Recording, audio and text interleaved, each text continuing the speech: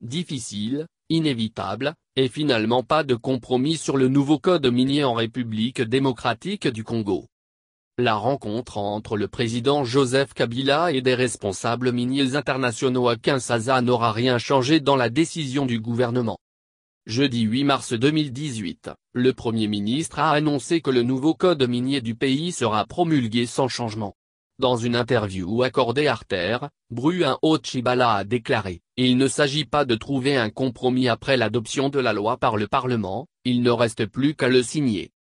Le chef du gouvernement ajoute que la réforme de la loi adoptée en 2002 était en retard parce que les richesses du Congo ne suffisaient pas à sa population. Le pays envisage selon lui de formaliser son secteur artisanal afin d'en tirer des revenus et de lutter contre les abus, notamment le travail des enfants. Avec le nouveau code minier, les sociétés minières craignent une augmentation des taxes et redevances, ainsi que la suppression de la clause de stabilité qui les protégeait jusqu'ici contre les changements fiscaux.